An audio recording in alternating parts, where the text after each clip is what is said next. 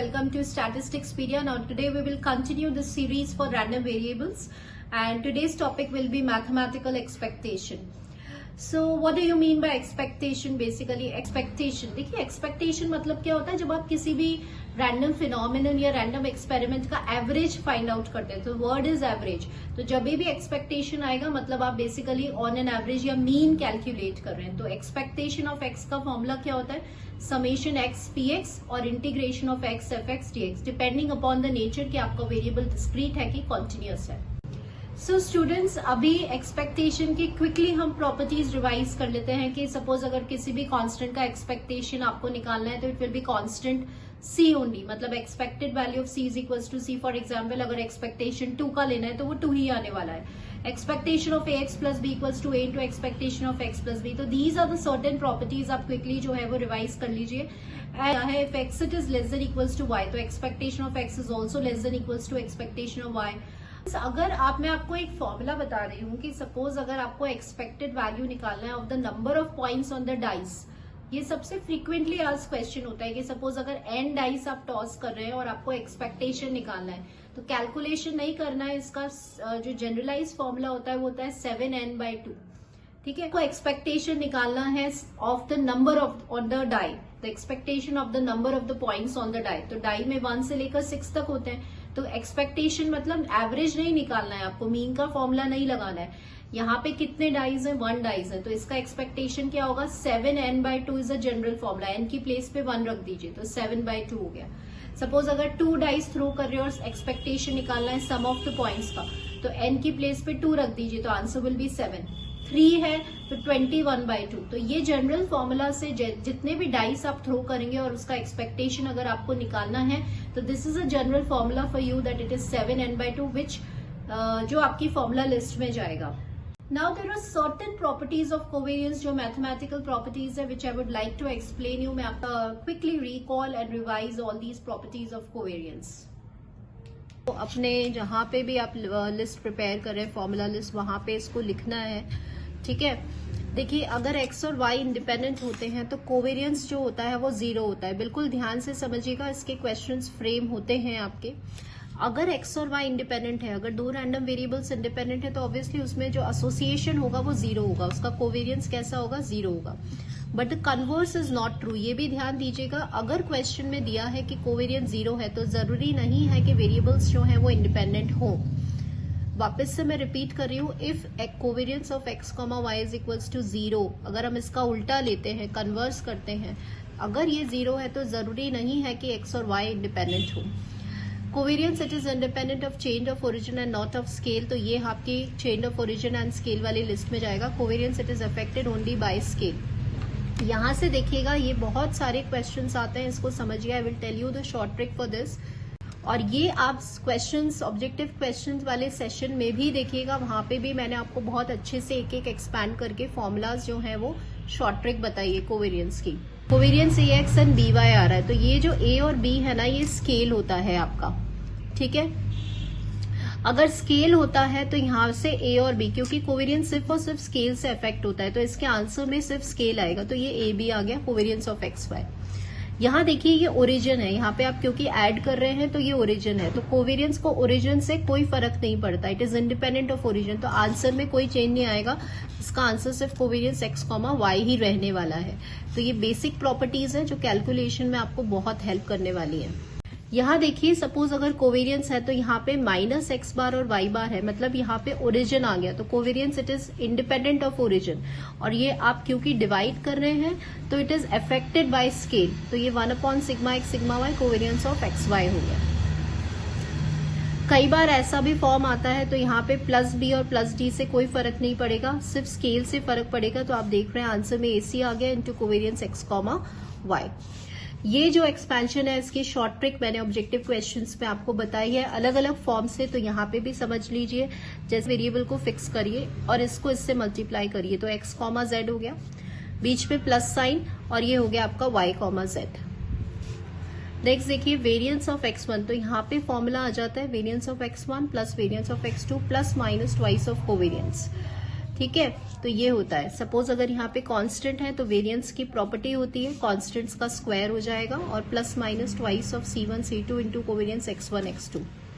To independent है तो आपको पता है जैसे ही इंडिपेंडेंट होते हैं तो जो आपके वेरिएबल्स कोवेरियंस जो होता है वो वैनिश हो जाता है, मतलब जीरो हो जाता है। सो देयरफॉर ये आपका जीरो हो गया and answer will be equals to this. On to the objective section जहां पे हम इसके क्वेश्चन सॉल्व करते हैं, शॉर्ट ट्रिक्स देखते हैं। So let's start with it. First question देखिए, the variance of a random variable x it is given by this. ठीक है, तो ये तो आपका क्या हो गया, μ2 प्राइम माइनस μ1 प्राइम का स्क्वायर हो गया। नेक्स्ट देखिए, expectation of x minus expectation of x का होल स्क्वायर। तो यहां से आप देख रहे हैं this is your μ2, central moment की ये डेफिनेशन हो गई in terms of expectation. So variance जो है ये दोनों ही फॉर्मूलाज आपके वेरिएंस के हैं। So answer for this question will be this. If x and y be the two random variables with the mean this and this, then what is the value for this? तो आपको पता है कि जब आप observations का difference mean से ले रहे हैं और उसका एक्सपेक्टेशन लेते हैं तो this is a formula for covariance. Whenever इस टाइप के क्वेश्चंस आएंगे I would always suggest to you कि कभी भी ऑप्शंस नहीं देखना है, आपको पता है ये फॉर्मूलेज आपको याद होने चाहिए। तो ये जो फॉर्मूला है वो किसका हो गया, कोवेरियंस का। If x is a random variable having the PDF fx, then expectation of log x is used to find what? So students, expectation of log x को आप क्या लिख सकते हैं, log x, fx and dx। तो ये आपको किसका वैल्यू देगा, ज्योमेट्रिक मीन का। ठीक है, सपोज अगर क्वेश्चन आता है कि 1/x, तो this will give you the harmonic mean. तो ये कुछ पॉइंट्स हैं, small points which will help you to solve the question and also theory based questions भी हमें याद हो जाएंगे। सपोज ये आपका देगा AM, तो ये एक्सपेक्टेशन के कुछ फॉर्मुलेज हैं। तो जैसे यहाँ पे हमने ये फ्रेम किया है कि एक्सपेक्टेशन ऑफ लॉग एक्स जो है वो किसका मेजर है, आपको क्या वैल्यू देगा। तो लॉग जब भी आता है तो आपको पता है लॉग इज बेसिकली हम ज्योमेट्रिक मीन में लेते हैं। So answer for this question will be this. Suppose 1/, क्योंकि देखिए क्या है स्टूडेंट्स, x जो है ना, एक्सपेक्टेशन ऑफ x वो मीन को रिप्रेजेंट करता है, ये आपको पता है μ1 प्राइम, राइट। अब 1/x इज अ रेसिप्रोकल, तो वो किसको रिप्रेजेंट करेगा, हार्मोनिक मीन को। तो ऐसे भी आप इसको याद कर सकते हैं। एक्सपेक्टेशन ऑफ मॉड मतलब absolute value x minus k is least when k is equals to what. So students अभी टाइम टू रिवाइज है। देखिए ये पढ़ा था, राइट, कि sum of the square deviations taken from mean is always least. और इसको हम कैसे लिख सकते हैं, expectation of x minus mean का होल स्क्वायर, ये लीस्ट होता है। एंड मीन की जो सबसे इंपॉर्टेंट प्रॉपर्टी है वो क्या है कि अगर आप एब्सोल्यूट डेविएशंस लेते हैं ऑब्जर्वेशन का फ्रॉम मीडियन, तो वो भी कैसा होता है, लीस्ट। एंड अगर हम इसको एक्सप्रेस करते हैं एक्सपेक्टेशन में तो ये इस तरह से एक्सप्रेस होता है। तो ये सबसे इंपॉर्टेंट प्रॉपर्टीज है जो आपको याद रखनी है। क्वेश्चन कैसे भी फ्रेम हो सकता है बट यूजुअली आता है इसका क्वेश्चन, तो ये प्रॉपर्टीज आपको याद होनी चाहिए। सो देखिए यहाँ पे क्वेश्चन क्या है कि expectation of absolute x minus के इज लीस्ट। तो एक्सपेक्टेशन किससे लीस्ट होगा, जब आपका k की वैल्यू क्या होगी, मीडियन होगी। So answer will be this.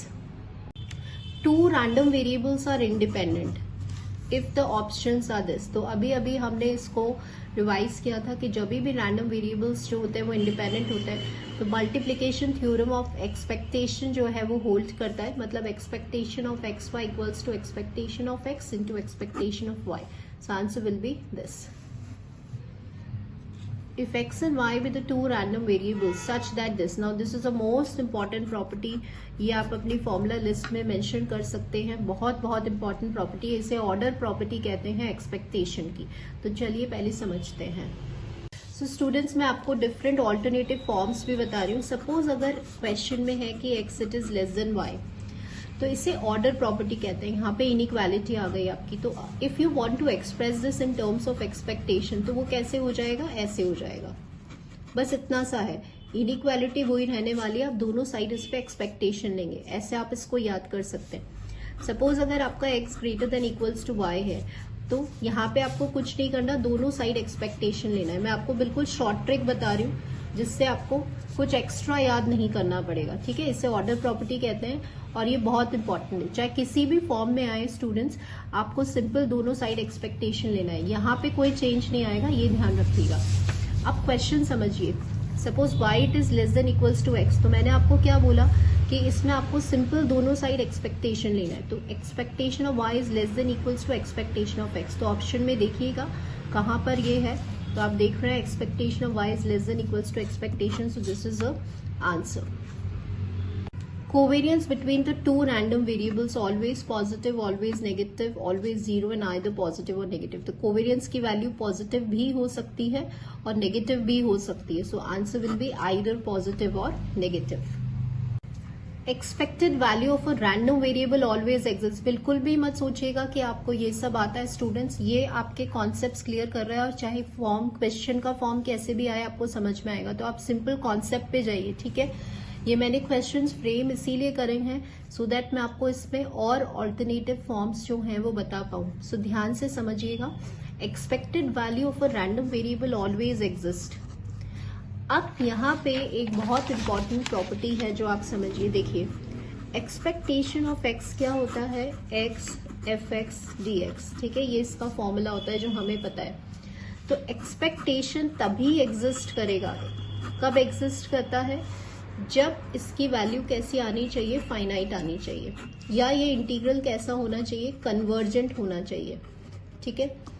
Convergent, if you are a math student तो आपको पता है कन्वर्जेंट मतलब होता है फाइनाइट वैल्यू की तरफ कन्वर्ज करना चाहिए, इसका एक फाइनाइट आंसर आना चाहिए, ठीक है। तो एक्सपेक्टेशन ने एक कंडीशन दे दी कि एक्सपेक्टेशन तभी एग्जिस्ट करेगा जब ये इंटीग्रल कैसा होगा, जब ये सीरीज कैसी होगी, कन्वर्जेंट होगी। अगर आपकी सीरीज डाइवर्जेंट है, डाइवर्जेंट मतलब अगर आपका आंसर ऐसे आ रहा है, तो एक्सपेक्टेशन एग्जिस्ट नहीं करेगा।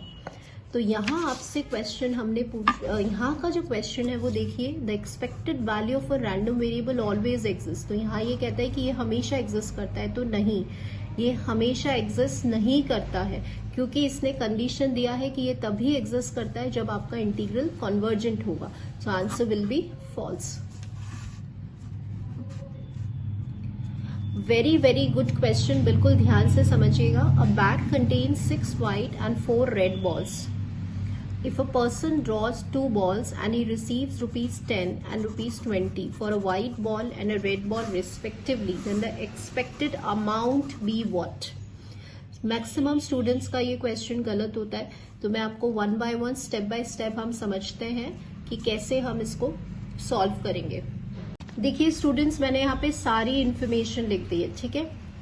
अब यहाँ पे जो जिसका हमें एक्सपेक्टेशन निकालना होता है वो हमारा x होता है, ठीक है, वो हम रैंडम वेरिएबल लेते हैं, मतलब फॉर्मूला कैसे आएगा, x इंटू पी एक्स। अब यहाँ पे ये जो x है ये अमाउंट है, ठीक है, और पी एक्स होता है प्रोबेबिलिटी। तो सबसे पहले हमें प्रोबेबिलिटी कैलकुलेट करनी है।